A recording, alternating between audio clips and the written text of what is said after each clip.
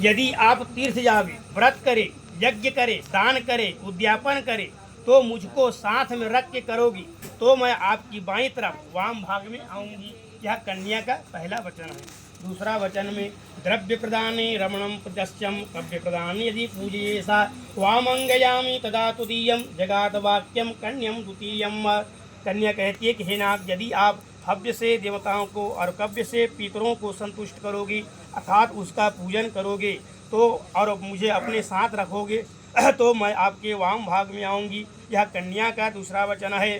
कुटुंब भरणम रक्षा भरणे यदि त्वां कुर्यं पशूनां परिपालनं च वामंगयामी तदा त्वदीयं जगात कन्यम वचनम तृतीयम। अर्थात कन्या कह रही है कुटुंबजनों की रक्षा करना हो, उनकी भरण पोषण पालन करना हो तथा गाय भैंस आदि का पालन करना हो तो मेरे सहित करो तो मैं आपके वाम भाग में आऊँगी।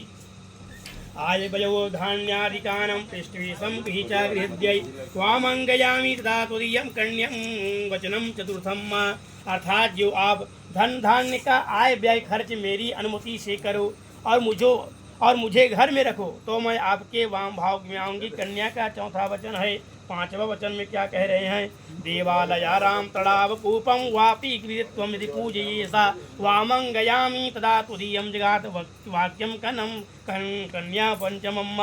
यदि आप देवालय हो, बगीचा हो, कुआं हो, बावली हो, तालाब बनाओ, उनकी रक्षा करो, मेरे सहित पूजा करो तो मैं आपके वाम भाग में आऊँगी।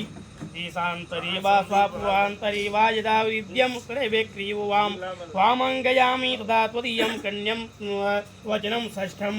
अर्थात कन्या कहती है यदि आप देश में या विदेश में क्रय विक्रय से द्रव्य पैदा करो, लेन देन करना हो धन का तो मेरे सहित करो तो मैं आपके वाम भाग में आऊँगी। ना सेवनीय